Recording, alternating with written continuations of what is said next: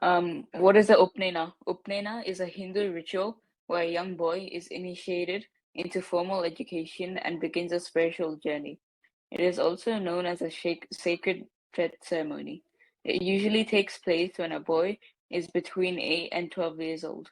During the ceremony, the boy is given a sacred thread called the yagnopavita, which he wears diagonally across his left shoulder and under his right arm. This this symbolizes his connection to his teacher and his commitment to living a disciplined life. The upnayana ceremony involves rituals, prayers, and the shaving of a boy's head. A priest or guru usually conducts this ceremony and imparts instructions and blessings to the boy. After the ceremony, the boy is expected to receive an education and study the Vedas and the sacred texts of Hinduism.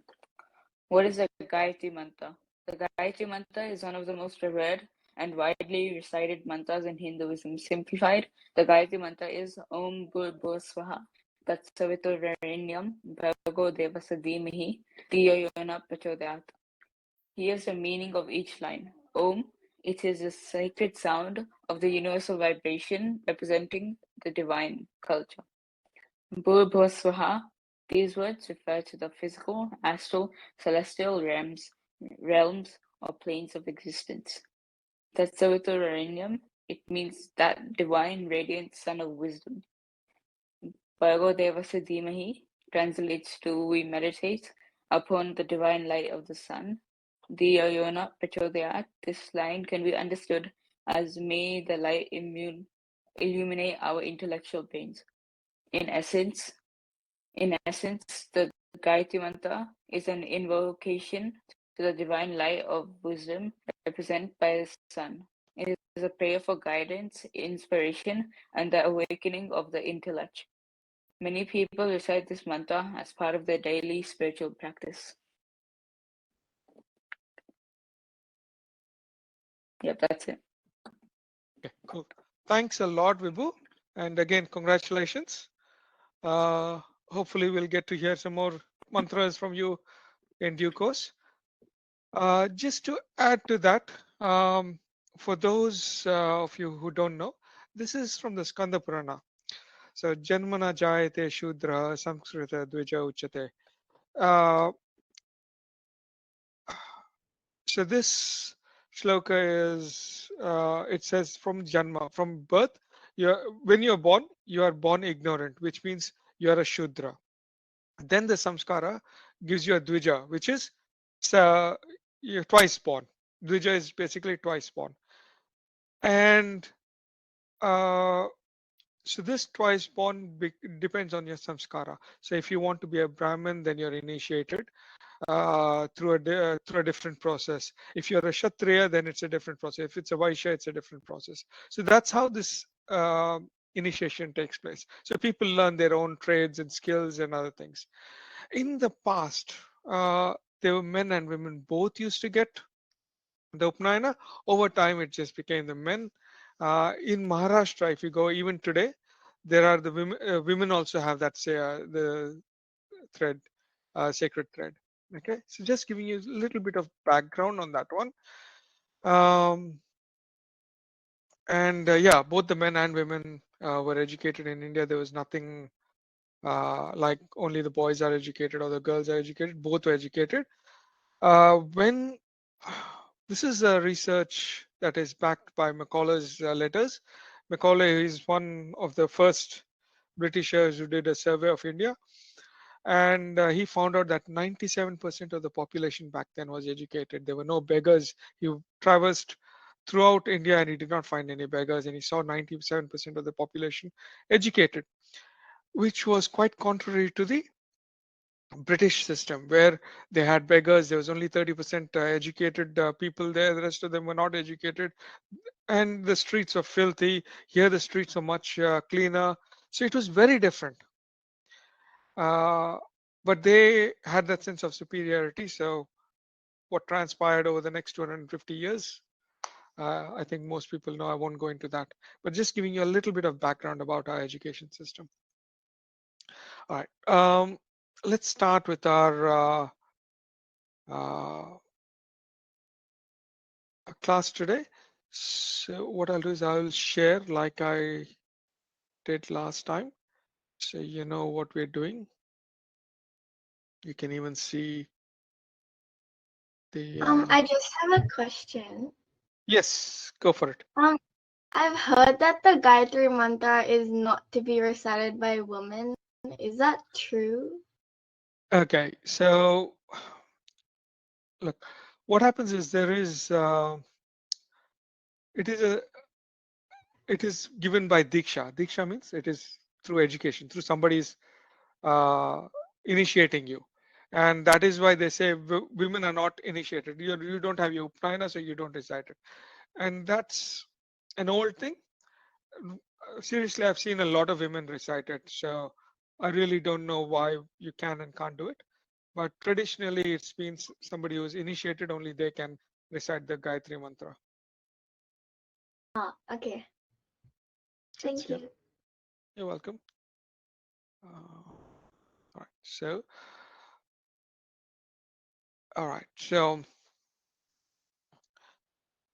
all right, so in the last class we did verses I think 57 to 59, and this was kind of in response to Arjuna's question as to how does a wise person sit, stand, walk, talk, do whatever. So from verses 57 to 57, we discussed where Lord Krishna actually starts talking about people's habitual nature and their self-control. Um, so he says somebody who's wise, they're like the tortoise. They withdraw all their senses, and the object of uh, the senses that desire that particular object that goes away. So I think I gave you an example. So for instance, in my case, if my kids told me I'm fat and I want to lose weight, I want to avoid sugar, I'll say I don't like chocolates, but I really love chocolates.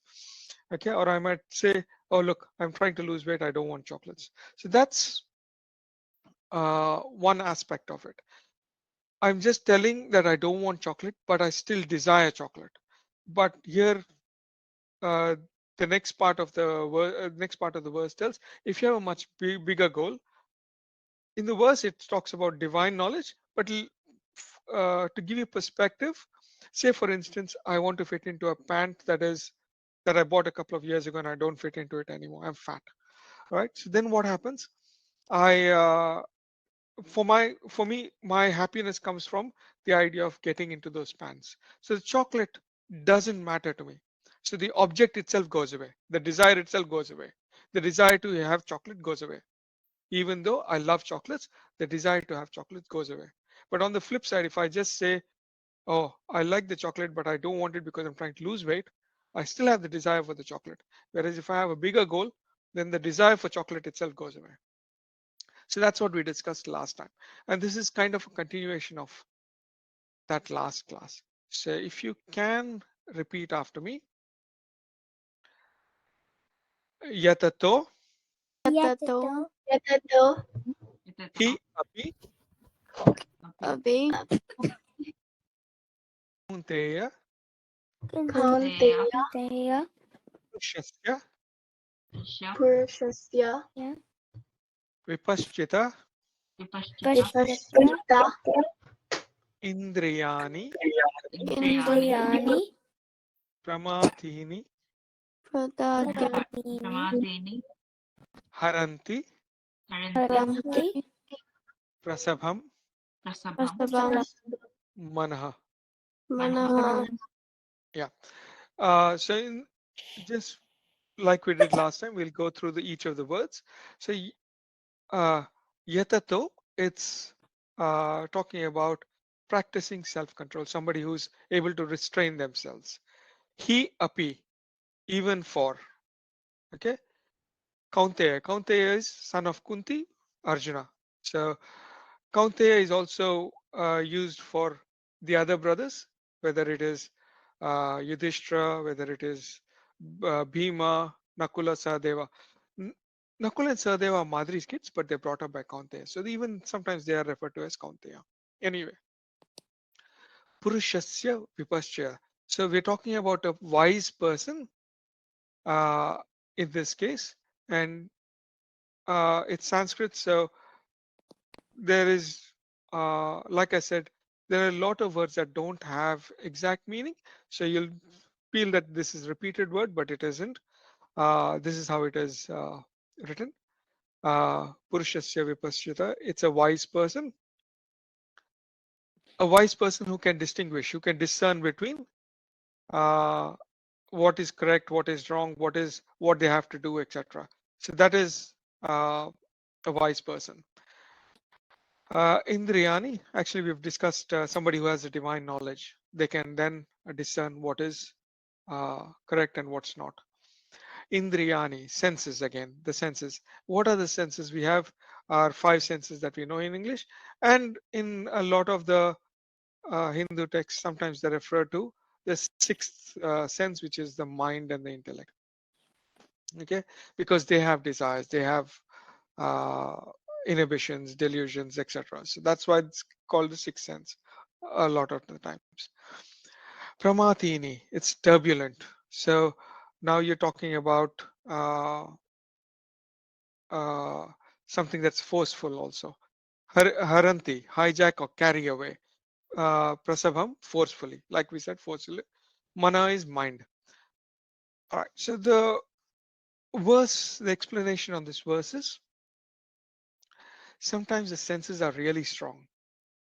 Okay. Sometimes my need for my want for the chocolate or my attachment to the chocolate is very strong, which means it is not easy even for me to try and withdraw my senses.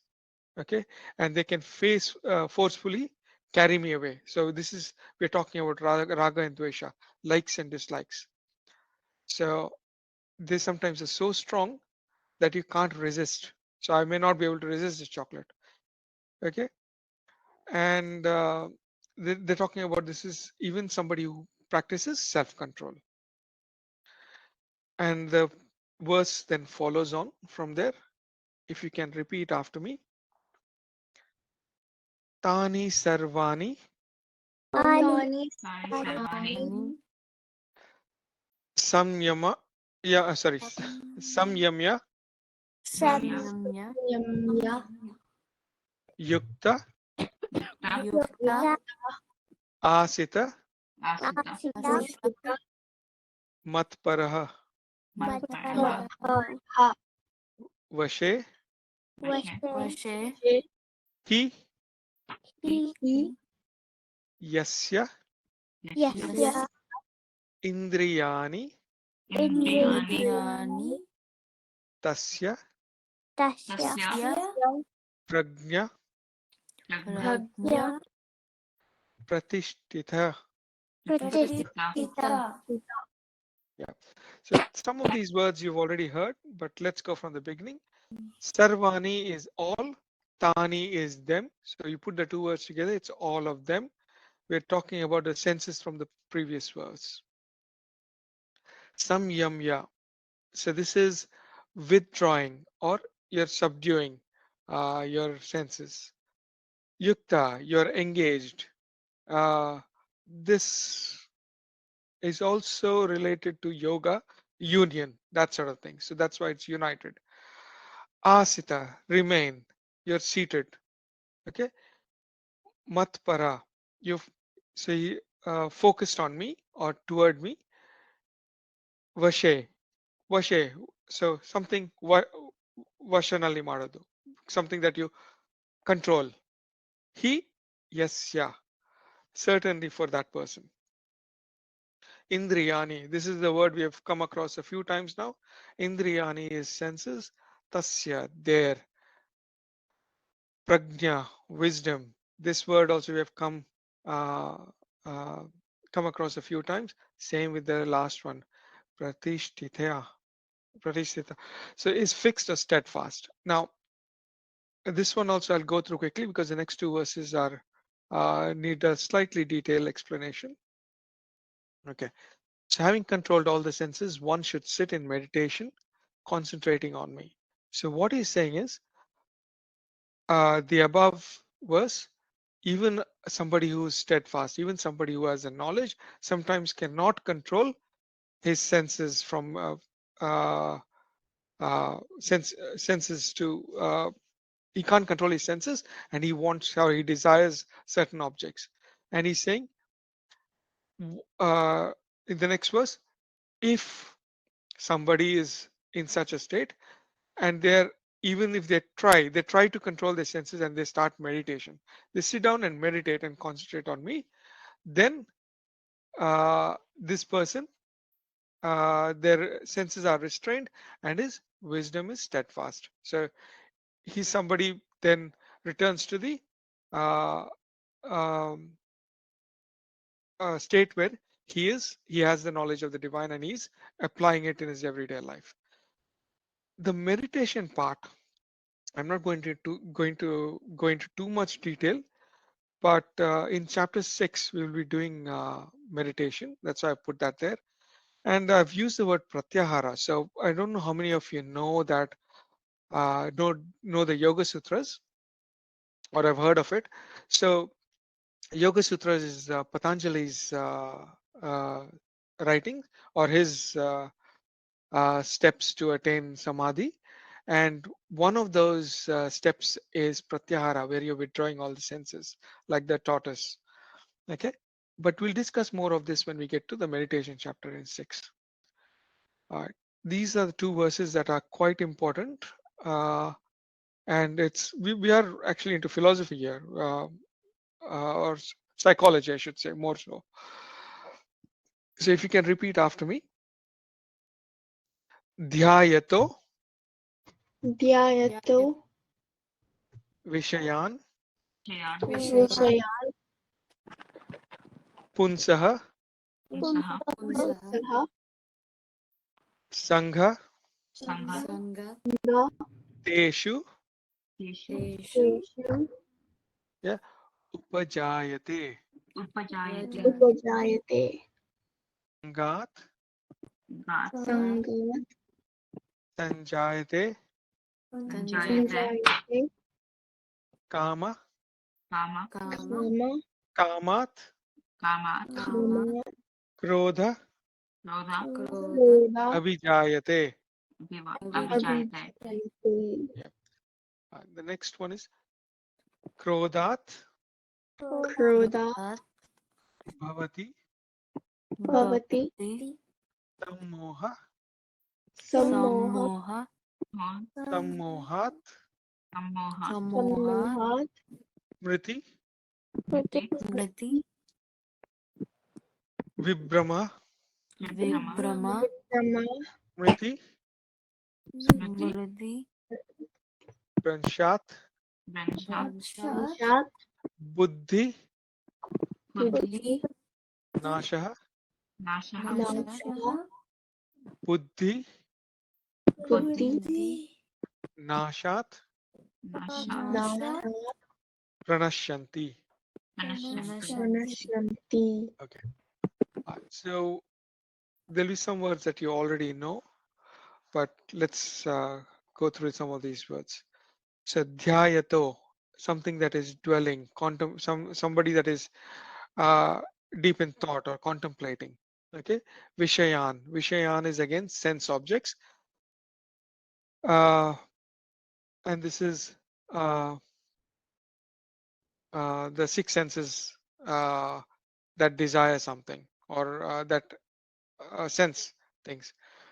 What's the next one? Pumsa. So for or of a person. Sangha, attachment. So this is we're talking about emotional dependence. If you remember the story from last week where I said I was in a hostel and after grade 10 I went to a residential college. We saw some of the kids crying. Sorry, I narrated my story where I saw a few kids crying and they missed home. The reason is they were emotionally and physically dependent on their parents. Why? The parents would do everything for them at home, and when they came here, they have to do everything on their own. So they're dependent. So that is what that is. Teshu, towards them, upajayate arises sangat from attachment. So there's two words here, sanga and sangat. From attachment. So it's just a slight variation in the word and it changes the meaning slightly from attachment. So it's just adding a few things. And you'll see some of those again here. Sanjayate. Okay. So sanjayate arises just like upajayate. Kama is desire. Kamat from desire. Krodha, anger. Abhijayate arises. And let's go to the next one. Krodha is again anger. Krodha, I explained, I think, previously too. It's there even in the earlier verse. Krodha is anger. Bhavati arises. So there's synonyms. There's so many meanings for, I mean, so many ways you can say arises. Comes. Sammoha. Moha is something that we use even in our South Indian languages. Deluded or delusion. But in the context here, it is obsession. Okay, clouding judgment. Sammohat, from obsession, from the clouding of judgment. Smriti, memory, or in this case, it represents values. Okay. Vibhrama. Brahma is loss. Vibhrama is just an adjective kind of added to the Brahma. Bewilderment. So that's what Vibhrama is. Smriti. Uh, Branshat. So this is from Vibhrama. Okay. Buddhi Nasha is buddhi is intellect. Nasha is destruction, something we use in our own languages. Buddhi nashat, from destruction of intellect. So you see they're repeated, slight change in that word, and the from comes there. Pranashanti, one is ruined. So how do we explain this? So there are a few steps I've noted there to explain, and this is very nicely summarized by Lord Krishna. Okay, so say for instance, I've decided I'm not going to have chocolates, right? But what happens is you kids are quite cheeky, so you dangle the chocolates in front of me every day. And finally, I'm attached to those chocolates. So that's step two. I start missing the chocolates because I've always liked it. And now you're dangling it. I've tried to get rid of it, but I can't. I'm now attached to it. I want it, right? So this is where the desire comes. I'm first I'm missing it, and now I want it. So this is where the desire comes. Part three. Step three, and from desire arises anger. How? So say for instance, I really want chocolates, and you kids have eaten all the chocolates and not left any for me. So I start looking in the fridge, I start looking everywhere, and I'm angry. Slam the fridge door. I'm slamming the table, dining table, and all. I'm saying, I want chocolate. I want chocolate, and I'm quite angry about it. Okay. Now I've come to a stage where I can't live without it. So what I do is I realize I have only $1 and there's a corner store. So let me go and check out if they have chocolates over there. I go to the corner store. The thing is they don't have chocolates for $1. They have something for $4. So what happens? I really want it. So what am I going to do?